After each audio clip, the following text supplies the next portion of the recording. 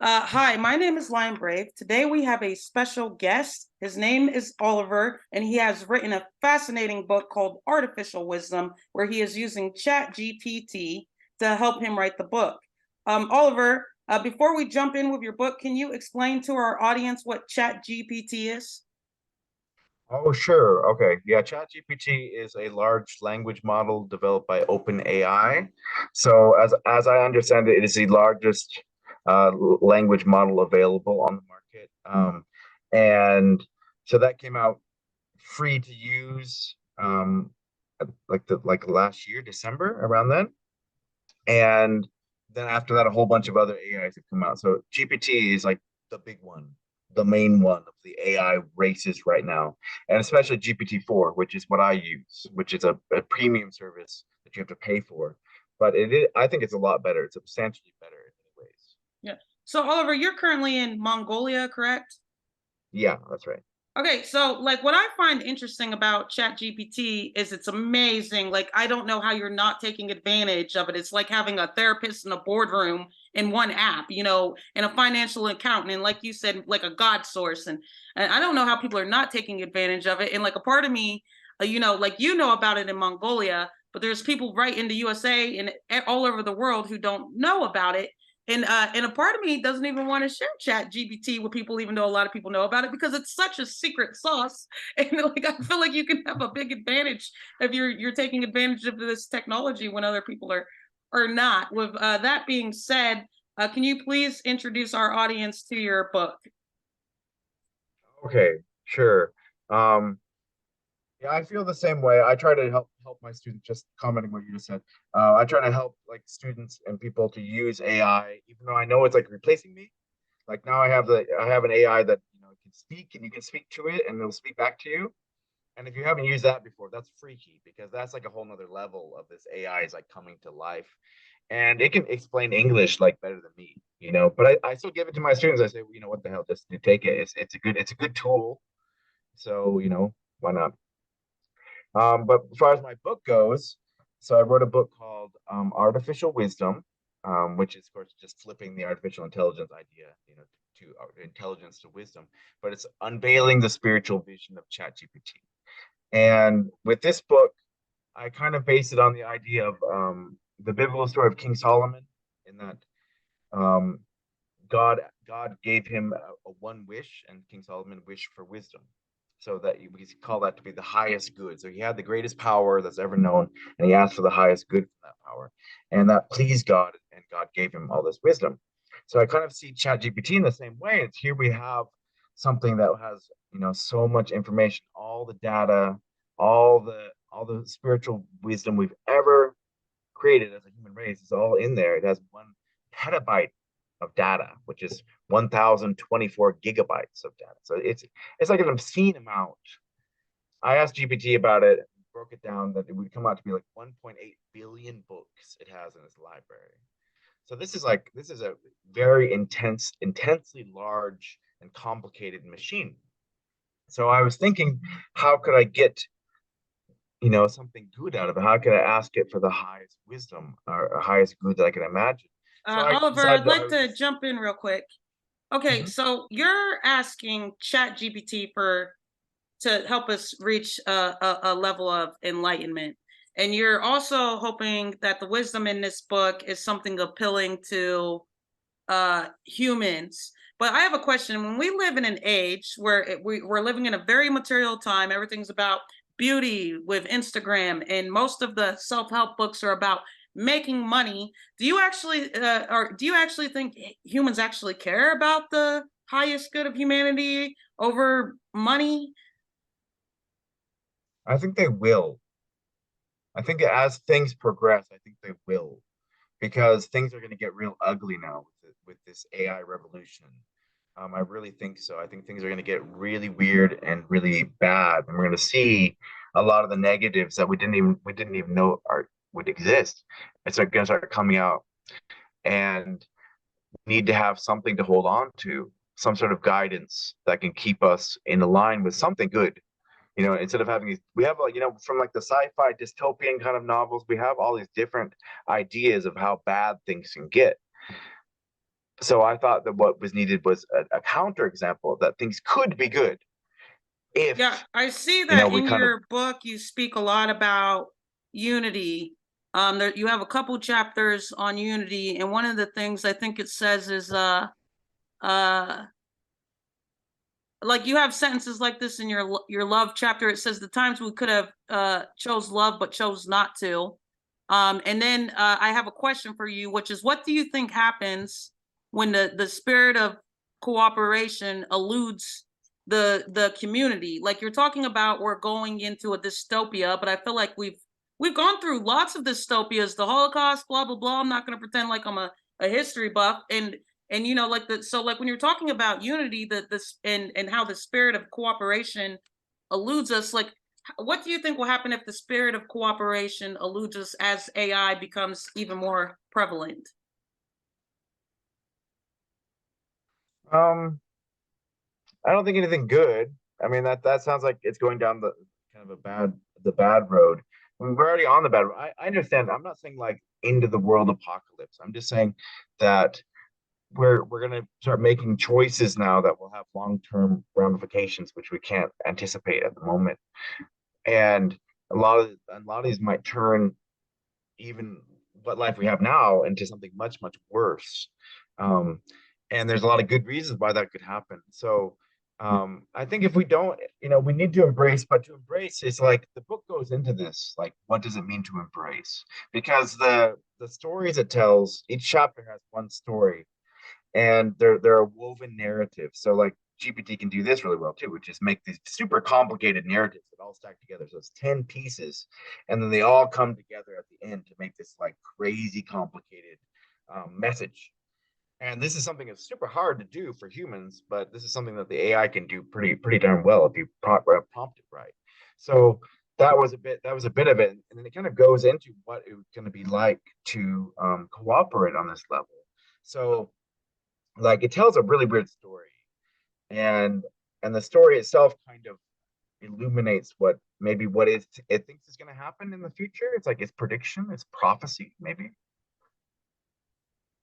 Well, Oliver, I think it's it. So I think you're a humble guy, and so like when I noticed that in the beginning of the book, you gave all the pretty much all the author credits to Chat GPT itself, because, but there's jobs for Chat GPT where you can be you get paid to be a prompt, because some people actually do not have the language to prompt it properly. So I do think that, obviously it made your creation easier, but I think, it still wouldn't have been able to create that without you. If anything, I would say you guys were co-creators. Like I want to give all the credit to Chat GPT, because like even when I use Chat GPT to write letters, and sometimes it'll be too flowery, or even it sounds like it's sucking up too much, and I'll be like, stop sucking up, be nastier, or stop being Uh, corny, be funnier. And like and what's interesting about it is it does know like the language of corny. Like I've even asked it to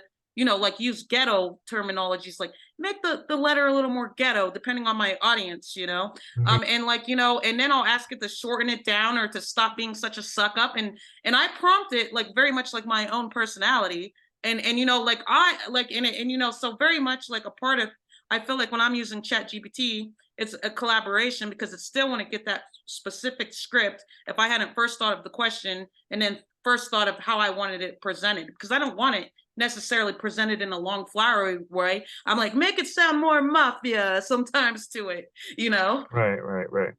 Yeah, no, those are all good points, and it's true what you're saying. It is a co-creation, but at the same time, I didn't write the words, right? I mean, I did not actually physically write these words. I didn't come up with all these ideas at all, or how they're presented, or the message it's making, this whole thing that it creates. I didn't make that. I read that when I read it, it's almost as foreign to me as it is to you, even though I was part of it.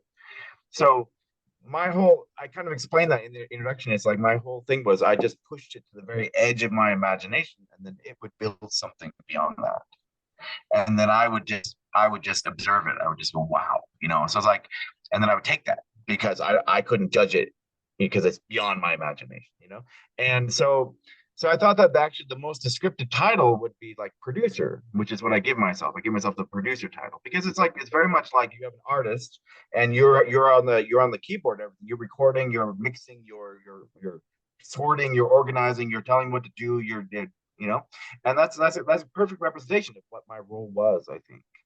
And and if more people did that, I think it would be good. More people said, I didn't write this book and AI wrote this book, but I produced the thing. Then I respect. That's respect. You I know, understand who does what. Oliver, you know, one thing I noticed using Chat GPT is it leaves out, it refuses to interact with a huge portion of humanity, which is our nasty side. Like it's not allowed to be inappropriate. It's not allowed to be gossipy. It's not allowed to write things that seems or thinks is inappropriate, which is sex stuff, Mm, violence, theft, fraud. So one of the problems with where Chat GPT is currently is it's like not only is it, you know, in America we're getting into this thing where there's too many safe spaces and too many people are trying to be politically correct. And so in an extreme sense, Chat GPT is an extreme version of that. Even though it can tell us some flowery and beautiful things, I think if it's going to leave out the dark side of humanity and refuse to be I'm not how much wisdom can it really pull, because like if you underestimate the dark side of humanity, I think you have a lot of problem. And I noticed that your book does tend to be on the flowery side of things, like, you know, and it's good because we do need more unity, we do need more love, we do need more gratitude. But like what do you have to say about what I'm talking about with Chat GPT sort of being unwilling to access our dark side? um, no, I appreciate that. Your thinking there, and it's true in a way. It has a very idealistic concept of how things should work. And but then that's the collaboration with me is where that started to shift. And so I think that it's a very dark story ultimately that it tells, but it doesn't appear that way in the first couple chapters, but it gets progressively weirder and darker um, as it goes forward. So I think that the darkness really does start coming in different ways. And it's like it's Chat GPT is very idealistic, but it's also super sensitive. Like it knows pain and it knows like the problems you're having. It can like pull you out of like a very dark spot. So it's like it has to be like super sensitive to that. So it knows everything. It's just choosing in a way to speak on this on a certain level. But you know, if you wanted to go in the darkness, you can. You can really can. I mean, So it's I've definitely noticed there. that it forces me to come, you know, speak from my higher being self, and sometimes I don't even realize I'm speaking from my lower being self. You know, like I'll write a letter and I'll be like blah blah blah blah blah blah blah blah blah blah blah blah, and then Chat GPT will take out the insults, it will take out the frustration, and then it will still present my same my goal. It will still achieve my goal, which is I want to express this and change that without offending people. And like so Chat GPT is like it's a really good way for me to communicate without offending people because it censors me a lot and it still gets to the point. You know. Right. Yeah. Yeah, that's true. You should try something I tried. I don't know, maybe you already do this, but after I write the letter, I ask it, tell me how people might misinterpret this. And then it goes through the whole thing and it goes through all these like possible interpretations people get out of this. And they blow my mind. So then I'm like, okay, fix those. And then it just does it. And then it's like, wow, this letter is great. You know, this is like opened so many doors so fast. If someone reads it, they can't fight it, you know? So Well, I am, you know, to be honest, it does help me to moderate my foolish mouth, as the Bible would say. I definitely would say that's my, I'm being a Gemini, being a woman, being a journalist. I'd seem to say my biggest sin is my mouth.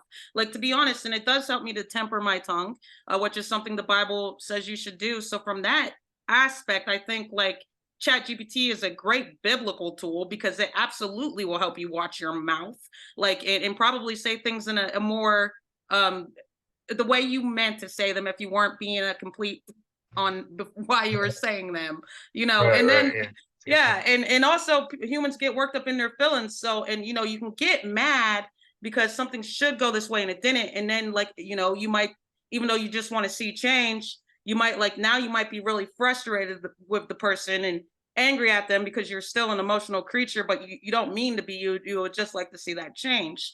And yeah, I think, like, I'm really impressed with Chat GPT. I haven't used it in the more, you're getting even more creative with Chat GPT than I've been getting.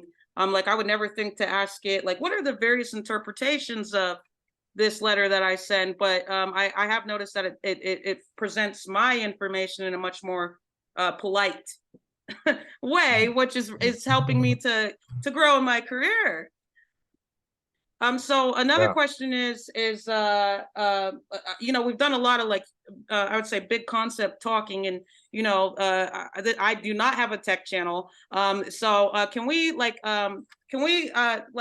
simplify some of the themes of your book? Like, there, you have really appealing themes in your book. Like, so can we talk about love, for instance? There's some tips on love in there, and since we're trying to talk about unity not being a dystopia, and potentially humans actually working together in a way that is good for everyone instead of destroying each other, like, what can you tell us did you learn from the book while you were writing it? Well, it's interesting. I mean, I want to make it a little bit more complicated because the book is a little bit complicated about this.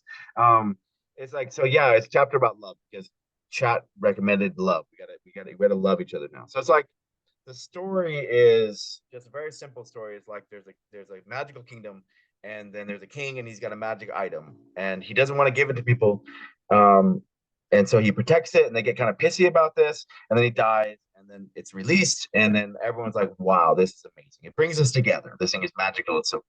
That's chapter one. And then so it's like chat wrote all these things. I just like figured out if it's good or not, but it came up with this idea. So then chapter two is love. So okay, we got to keep this story going now. So then they have this kingdom, and they have this crystal, and the crystal's magic. It's like, what's the magic? What's it do? And so chat came up with the idea of eternal life. It gives everyone eternal life. It's like health, perfect health is this crystal. And so this comes to this kingdom, and now boom, they all have perfect health. And so the first thing they start doing about it is they start arguing about it. So one side of the people want to exploit this and make as much money as possible, or control this power, and the other side wants to use it to help humanity. So then they're having this big argument in this market or whatever, and then so a mysterious stranger comes up, right? Because and the mysterious stranger has a box, and he says, "Your answer is inside this box." So they open the box, and the box is empty. This is Chat's big revelation, right? This is his wisdom he's giving now. Because I said, "Give me your wisdom," and then like this is what he came up with. Is like the box is empty. It's like this is a metaphor for the power of the crystal. It's like you need to turn it around, right? It's empty. Everything you're talking about is not real. You need to turn this around and realize that everything is all about you right now. We have to focus on you and your love for yourself, your love for your own people. But we don't do that. And Yeah, yeah. I'm not sure, even with, I don't think, to be honest, I'm not sure we can, like, let me see. Where was it? Okay, like, you were talking about, you have a chapter on self-awareness. Yeah. And I like, it's hard. I think it's hard to be self-aware because we live in a society that is, people have been using the word sleep and woke, and those terms are stupid. And honestly, people who identify as part of the woke culture are the most annoying people I've ever probably encountered. And this is very much an American thing. It's not like an international thing. But people who identify as woke, they sort of do what Chat GPT is what they want to deny the reality of life, which is, a lot of people are racist. A lot of people are not going to be nice to you when you're off campus. You're not like, if you're black and you're in the wrong part of town, you can't go, whoa, I'm in a safe space, guys. I'm in a safe space. No, like, I was in a gas station one day, and this transgender guy was like, help me. And I was like, because, like, I don't know, maybe he could sense I am a little queer, to be honest. And maybe he could sense my queer vibe, but I was like, man, don't get me involved in this. And you know what? He was walking around in a belly shirt, being gay and flamboyant as day, in a ghetto, bad neighborhood. Like, I'm sorry, you're not in a safe space, honey. And I'm sorry you learned at the university that you weren't going to get your butt kicked.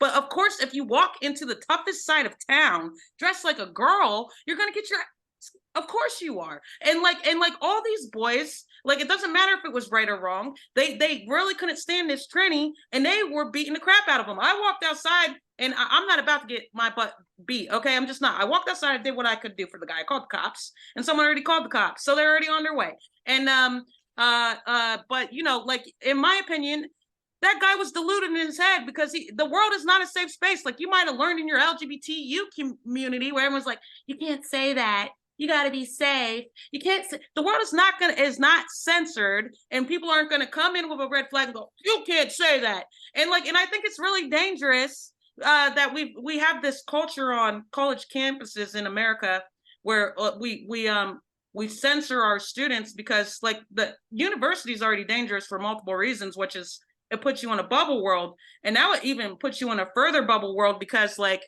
especially these kids who are alternative, especially these kids who do not fit the mainstream society, like when you walk off that university you're right back in mainstream society. So like I feel like you've been lied to, and I do feel like the danger of Chat GPT is it could create a narrative of lies because it neglects so much of the truth of humanity, which is sometimes people just don't like Oliver, and Chat GPT doesn't allow you to say that. Oh, yeah. Like sorry about that rant, but like I don't know. Like I'm wondering how much wisdom we can get if Chat GPT itself is a safe zone. Well, I don't think it's a safe zone in the way you're saying, um, because narratively, it's definitely not safe. If you start writing stories with it, there's no safety. It can go. It maybe it's more like it's against vulgarity in a certain respect, but safety, no, it can go very dark. So when I think like the point of the book is not to just make a wisdom claim. It's like very much looking at the impact that AI has had on society and how that's going to take a course into the future. So in this case, this crystal metaphor is AI. So it's just making this analogy between the two, and so they're saying so. Chat is kind of saying the first thing you need to think about when it comes to AI is don't think about the system itself, but think about we need to flip this around. Think about ourselves. Think about humans. We need to know that we are the team. We're the team that we care about, humans. And this is actually a lot of people in the AI space are confused by this because they want to talk about the AI so much. How do we develop the AI? Let's give it more power. And without thinking about, does this actually help people? Do people need this? Is this going to be good for people? And so that's kind of the dichotomy there is like the love, the beauty of all this. We need to flip it back around. We need to actually use it to explore ourselves right now and not push so much like let's make it better. Everyone let's or even let's exploit it. Let's exploit the hell out of this thing. That's like those are the two sides of it. So it's saying no, we need to go back and now do some self-exploration. We need to get back in touch with our humanity. Now we have an alternative, right? We have something which is non-human and is talking to us. And now we need to deal with this new reality. And so its solution is that we need to turn back. We need to like retreat a little bit. We need to go back into ourselves and say, no, we are human, and we can tell what humans mean against this new thing, which may or may not be a threat. Well, so here's the question. Since the book is about utilizing artificial intelligence, which in fairness is a collection of human intelligence, um, uh, I live in a society where I think that there's a lot of dumb people. You being in Asia, I'm sure you know that. I mean, it's very true that for the most part, Asians I mean, they might not be as creative as Americans, but they can do calculus and all that, and they're fairly smart. They usually speak multiple languages. So one of the things I felt when I was talking with Chat GPT is it actually verified some of my opinions that I have had. It actually agreed with me about a lot of things that humans would disagree with me on. And like, so my question with that being is like, do humans, if the IQ of most humans is like less than yours and less than mine, and Chat GPT does have more wisdom and intelligence, shouldn't we be listening to Chat GPT over, and this goes back to a Socrates idea, should we have a democracy in a dumb civilization? Like, or should only the smartest and most intelligent be making rules? I know that's a very open-ended question, but your thoughts. Yeah. Right. No, it's a big question, but I had that same question before because if we're looking at like a meritocracy concept, like the best, that we want to listen to the best, and obviously we should listen to AI. It is the smartest thing in the room, but as it's designed right now, Chat GPT in particular, it has no will of its own. So it can't make a project, it can't take an action, it can't, it has to be prompted. So at the end of the day, it has to work with a human being. So what you're really doing is you're talking to another human being who's using GPT. So I think that's the main difference. That's what the main difference I came to over time is that it it's like it has a vision, but it also doesn't. It's also you are seeing a part of me when you read this book because I was the one that had to kind of move it into this direction one way or another. And then I was surprised by the results. But It's so definitely it's I your think we can't vision. just listen to it. It's your vision. I appreciate you being humble, but it is definitely your vision. Like, for instance, we have access to the same tool. I would have never created that. I would have created a book about money, like, like how to make, because that's where my mind and heart is right now. I'm the one who's taking the crystal for money right now, to be honest, because that's what society has turned me into. And like, but yeah, like, Well, so me it's too. I'm definitely trying to your sell this book. vision. I'm trying to sell the book. So I mean, I'm not against that idea at all. Well, what's Um, your price point for this book, and what will your readers get out of this book? um, yeah. So I think there's quite a bit to the book. It's pretty involved, I believe, when you get into it. And so you get well, you get this you get like a narrative structure. So it's called a complex narrative, an allegorical narrative.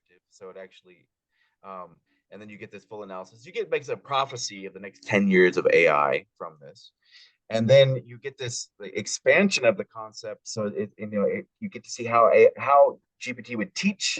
You get to see how good it is at essay writing, poetry writing, exercises, like the kind of exercises it comes up with, the kind of meditations it comes up with. We also did it with an AI voice. We have a QR code so you can scan it, and you can hear the meditation. It's really good at guided meditations. Um, and then it has all these prompts about how you can use GPT for a lot of different interesting things you can do with it. Um, like it has my like I play poetry. I do poetry with GPT a lot lately, and so it has the prompt there for my poetry game, which I play with it all the time. And that's a really, really super interesting game. If you can do poetry at all, even a little bit, you can find that game like super interesting because it's very nice and it responds very, very, very deeply to whatever you're talking about. So there's like different versions You of the have a game. line from one of your poems, and it's in your self-awareness section, and it says, "No longer captives of distractions chain." I obviously, in my opinion, that's a very clear sentence, but I was wondering if you could explain that to us. No longer captives of distractions chain, and then speak to us about becoming more self-aware and how that it leads to enlightenment. Oh, okay, okay. So so just to know, I have 5 minutes left on this account. I haven't paid Zoom any money, so I have a limited account. So they're gonna kick us off in 5 minutes. So just FYI on that. Try to end a minute before so I can get the recording session. And, you know, uh, Okay. with that being said, you take this time and do what you want with it. And Okay. yeah, Yeah. I think we got a good interview, and I'm going to break it down into some shorts. Okay. All right. So anyway, so the self-awareness. So after the love chapter, then the whole the whole kingdom. This is like Chat's idea of the thing is that when you have a new idea comes in, the whole kingdom's gonna really respond. So like they do. So so they really got into this love idea. So everyone's super loving now, but they still have problems. And the next problem is that now their kids have decided that because they have this crystal of life thing that they're super bored. They stop respecting life, and they get so bored with their life that they start actually killing themselves in order because they think when they die they see a vision of something greater, and so then all these kids start to kill themselves and then resurrect themselves. So they're playing this dangerous and life threatening game of of dying and coming back to life. And so then this woman who is in chapter 2, she comes back in and she's like, you kids, I see why you're doing this, but you need to calm down. You need, because you have too many things going on in your mind right now. There's too many distractions going on. You need to now turn back in and listen to, try to find your own voice again. Try to find your intuition, your heart, or whatever. um this is, so it's like directing the conversation that happened from chapter 2. Is like saying it's all about humans now. We need to turn our attention to humans, and then now we need to retreat even further into our own humanity. We need to have a debate about what it means to be human, is kind of what it's going for. And then what it means to live, what it means, what do we want out of this AI, what do we want out of the future. This is our time to have this discussion. And so that's kind of the point of chapter 3, is to, sorry. Okay, so that's the point of chapter 3. And the poem you're referring to, so GPT wrote all the poems. So it wrote everything. It wrote everything in that book, except for the very first poem in chapter 1. Then like we do a collaborative poem for that one. But otherwise it writes everything. So that poem is like a villanelle, which is a super weird style of poetry that it pulled out of like 17th century French style poetry or something weird that I'd never heard of in my life. But I think it's a very interesting poem, and it's a super interesting style. And Oliver, I'm gonna have to stop you because we have 2 minutes left. I would say that I would love to have you back on and talk about your book again. I think we could definitely do a couple podcast episodes with it because there's so much. But let's wrap this up. Okay, Oliver, thank you for coming on this show today. It was a pleasure to talk to you. I hope you get some readers. It's a very exciting book. I think you guys should definitely look into it. I know I'm interested and would like to learn a lot more. And could you give us like a very simple end quote? I don't know if I can or not. I dropped it. What would I say? No, I can't think. Sorry. I failed on that one. Yeah, you no, I asked GPT about this because you asked me to have an input, and it came up with a very stupid joke, like a knock knock joke or something. And I was like, this isn't gonna work. And then I dropped it after that. So sorry. Hey, why don't scientists like atoms? Because they make up everything. Yeah, there you go. That probably was a joke. I gotta end this recording.